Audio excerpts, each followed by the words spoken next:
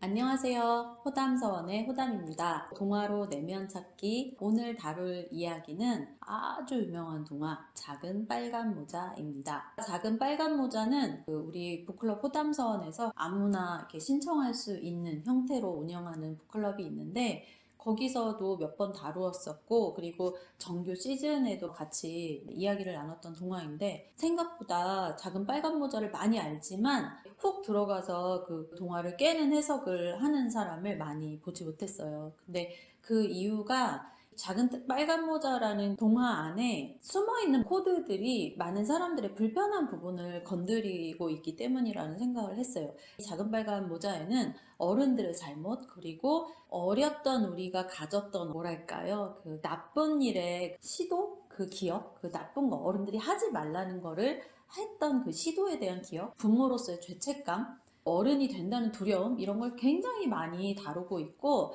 동화에서 많이 나오지 않는 독특한 캐릭터도 나와요. 이 작은 빨간 모자와 할머니를 구해준 뭐 사냥꾼 캐릭터의 해석, 이런 것들이 좀 예상치 못했던 코드들을 담고 있습니다. 그런데 아쉽게도 제가 오늘 이 영상에서 그 내용을 해석해 드리는 건 아니고요. 그 내용의 해석은 클래스 101 어른들을 위한 비밀 동화방에서 아주 상세하게 다루고 있습니다. 제 그 채널에서도 재생 목록에 들어가시면 클래스 101 어린들의 비밀 동화방이라는 재생 목록이 있어요. 거기에 무료 강의가 올라와 있으니까 한번 들어보시고 수강해 보셔도 아마 후회하진 않으실 겁니다. 오늘 우리는 어떤 걸 할 거냐면 작은 빨간 모자를 읽고 5개의 질문을 하나하나를 읽으면서 어떻게 이런 질문을 해결해야 하고, 또 만약에 질문이 잘못됐다면 어떤 면이 잘못됐는지를 짚어주는 시간을 갖겠습니다. 사냥꾼이 등장하는 부분을 볼까요? 늑대는 뱃속을 채우고 난 뒤 다시 침대에 누워 잠이 들더니 드르렁 드르렁 코를 골기 시작했습니다. 때마침 사냥꾼은 그 집 옆을 지나다가 코 고는 소리를 듣고는 이상한 생각이 들었습니다. 할머니께서 저렇게 코를 골다니 뭔가 안 좋은 일이 생긴 것 같으니 안을 들여다보는 게 좋겠어. 그러고 나서 그 두 사람을 구하죠. 전 여기서 가장 중요한 부분이 사냥꾼이 할머니와 친한 사람이다. 할머니의 코 고는 소리, 할머니의 생활 습성 이런 걸 안다. 사냥꾼은 빨간 모자 때문이 아니라 할머니와의 교우 때문에, 그것 때문에 이 집에 들어왔고 그들을 보호해야 된다는 생각 속에 할머니에 대한 생각이 있어요.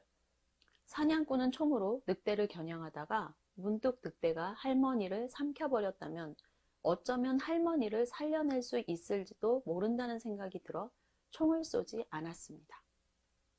사냥꾼은 할머니가 위험한가 라는 생각 때문에 이곳에 들어왔고, 할머니를 구할 수 있다는 생각에 총을 쏘지 않고 가위를 사용했고, 빨간 모자가 그 안에 있다는 것은 할머니를 구한 다음에야 알았어요. 사냥꾼과 할머니 사이에 일어난 일입니다. 사냥꾼이 올 수 있게 해준 거 할머니예요. 한 번도 저는 거기에 주목한 적이 없다가 어른이 돼서 읽은 다음에 이 할머니에 대해서 굉장히 궁금해졌어요. 첫 번째 질문입니다. 엄마는 늑대가 위험하다는 걸 몰랐을까? 이렇게 질문하시는 분들 많이 봤어요. 그리고 어떤 분들도 있었냐면, 왜 엄마는 늑대를 조심하라고 말하지 않았냐? 근데 이거 같은 질문 맞으시죠? 왜 늑대를 조심해라 말 안 하고 그냥 조심해라 했냐? 그 말을 왜 안 했냐? 이 포인트. 엄마는 늑대가 위험한 걸 몰랐나? 라고 질문하시는 거겠죠? 제가 드린 답변은 여러분은 성장할 때 모든 것에 대한 하나하나의 그 명령을 받고 그것을 순종하면서 자랐나요? 라고 질문을 했어요. 그게 맞을까요? 라고. 부모의 역할이 기준을 알려주는 것일까? 아니면 하나하나 이건 이렇게 하고 저건 저렇게 하고 그렇게 알려줘서 그 목록이 아주 길어지는 게 부모의 역할일까? 저는 제가 교육을 하다 보니까 이 질문을 먼저 받았을 때, 이 질문을 한 사람은 왜 모든 것을 다 뭐는 하고 뭐는 하지 말아라 하는 게 당연히 있었어야 하는 전제로 생각했을까라는 의문이 들었던 게 생각이 나거든요.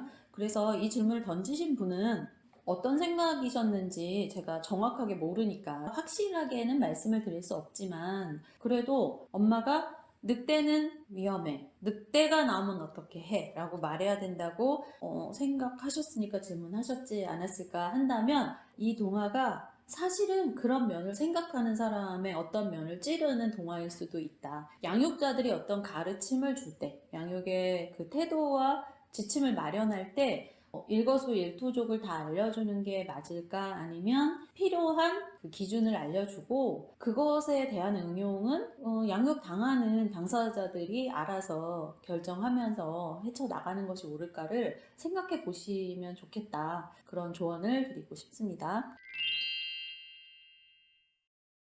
자, 두 번째.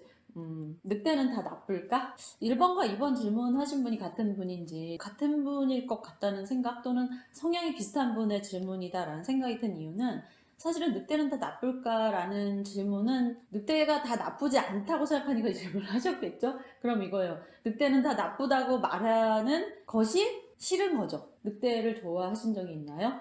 근데 늑대를 좋아하신 적이 있다면 내가 늑대를 왜 좋아했을까? 늑대의 어떤 면이 좋았고 나의 어떤 면이 늑대에게 끌리는 약점 또는 접점이 있었을까를 생각해보면 굉장히 자신에 대해서 많이 할 수 있어요. 그런데 이것을 남들은 늑대를 나쁘다 하지만 나는 늑대를 좋아했어. 근데 늑대를 나쁘다 하는 너가 늑대를 좋다고 하는 게 좋지 않아 같은 초점이 되면 내 문제는 해결을 못해요. 왜냐면 어쨌든 나에게는 그 늑대에 끌리는 면이 있었는데 그게 괜히 뭔가 억울하기도 하고 불편하기도 하니까 늑대가 꼭 다 나빠? 이렇게 나가는 거거든요. 근데 정말 자신 있으면 이렇지 않을까요? 나는 남들이 나보다는 늑대도 좋아 이렇게. 이거 쉽게 예를 들면요. 텔레비전을 봤는데 저번에 이효리 씨가 뭐라고 했냐면 남들이 자기 남편을 막 이렇게 놀린다는 거예요. 맨날 뭐 배짱이고 뭐 기타나 팅카팅카 친구 뭐 어쩌고저쩌고 그런다고 얘기가 나왔어요. 그랬더니 이제 다른 사회자들이 살다 보면 그렇진 않은데 사람들이 그렇게 봐서 되게 막 그러는 거예요. 그랬더니 이효리 씨가 아니에요. 그런 면이 맞아요. 그랬어요. 역시 이효리. 왜냐면 그런 면이 없어요. 좋아요. 그래서 좋은 게 아니라 그 면이 남들은 게을러 보인다 하고 이상하다고 보인지 몰라도 나는 그게 좋다. 그거거든요. 근데 만약에 그게 아니라 다른 거를 건드리고 싶어 하는 심리로 늑대는 다 나쁠까 했다면 이 동화를 다시 읽어보시면 좋겠어요. 이 동화에 나온 늑대가 정말 좋은가? 정말 좋은 캐릭터로 나왔나? 빨간 모자와 할머니에게 정말 좋은 캐릭터로 묘사가 되었나? 늑대가 그녀들에게 한 행동이 무엇인가? 그러면 굳이 남들에게 묻지 않아도 되겠죠? 저는 이 경우는 그렇게 각자가 답을 얻어갈 수 있을 것이다. 이렇게 생각합니다. 자, 세 번째 질문입니다. 할머니와 빨간 모자 아이는 나쁜 사람 아닐까? 늑대의 죽음을 재미로 생각한다든지. 이러지 마세요. 저기 앞 동화에서요. 그 폭력에 예민하신 분이 있는데 그분하고 한번 이야기를 나눠보시면 어떨까요? 그 빨간 모자와 아이 빨간 할머니와 빨간 모자가 늑대의 죽음을 재미로 생각했다. 늑대가 집어삼켰고 잡아 먹었는데 이렇게 해석할 수 있을까? 그러니까 이게 뭐죠? 이렇게 위트 대잔치 같은 어떤 그 경기 같은 건가요? 이거는 잘못된 맥락 없는 생각입니다. 맥락 없는 창의성. 맥락 없는 창의성은 사실은 창의성이 아닙니다. 물론 이분이 창의적이려고 이랬다는 건 아니지만 이런 게 좀 독특하다고 해석될 거라고 많은 사람들이 오해를 해요. 근데 이건 독특한 게 아니라 무맥락인 거예요. 냉정하게 말하면.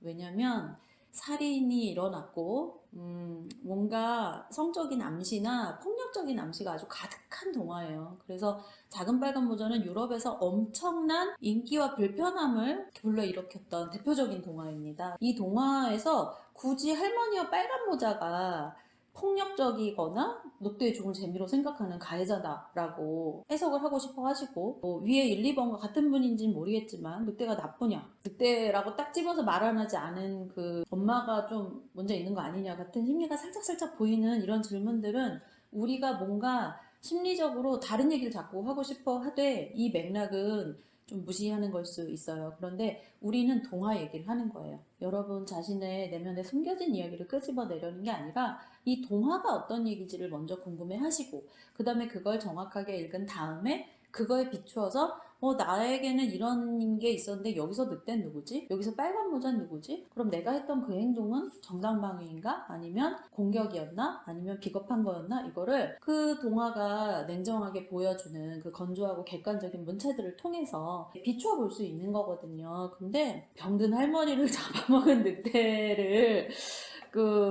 정말 항상 위험이 도사리는 이 숲에 있는 이 두 분의 그 행적에 대해서 늑대 죽음을 재미로 생각하는 할머니와 작은 빨간 모자, 한마디로 노약자 두 명을 이렇게 해석할 필요가 있을까라는 생각이 드네요. 그리고 왜 그렇게 굳이 생각하고 싶으신지 묻고 싶습니다. 이 늑대는 작은 빨간 모자에게 어떤 재미를 제공하고 더 깊이 들어가게 만든 사람이었어요. 방법은 뭐냐? 얼마간 걸어가다가 그랬다고 했어요. 벌써 상황 파악을 다 했어요. 어디 사니? 깊이 묻기도 전에 작은 빨간 모자는 술술술 말했어요. 할머니 어디 사는지 내비게이션 찍어주고 바로 저기 있습니다 말하고, 그 다음에 더 깊이 들어가면서 꽃을 막 꺾고 있는 거예요. 이 계속 꽃을 꺾는다라는 은유는 이전에는 모르던 즐거움에 빠졌다라고 해석할 수 있어요. 늑대는 어떤 존재인가를 알아보고 있는데 이 사람이 원하는 모습으로 나타나서 내가 원하는 말을 해주고 나를 위해주는 척하면서 자꾸만 다른 길을 보게 하고 정말로 이전에 모르던 것을, 그 재미를 느끼게 해준다. 자, 네 번째. 빨간 모자는 왜 인사만 한 늑대 아저씨한테 다정하게 대해주셔서 고맙다고 얘기했을까? 그냥 인사한 거 아닌가? 혹시 공주병? 저는 정말 박수를 쳤습니다. 진짜 이렇게. 맞아요. 이렇게 써있는 대로. 어떠한 의도를 보여주진 않지만 맥락적으로 딱 써있는데 늑대가 이렇게 말했다. 그랬더니 빨간 모자가 좀 쌩 오바를 한다. 그러면은 그걸 보고 이제 그때 얘 근데 이렇지 않냐. 합리적 의심이죠. 이게 정말 동화를 뚫어내는 하나의 비결이에요. 이런 방법으로 읽으시면 돼요. 아주 잘하셨습니다. 굿자. 5번.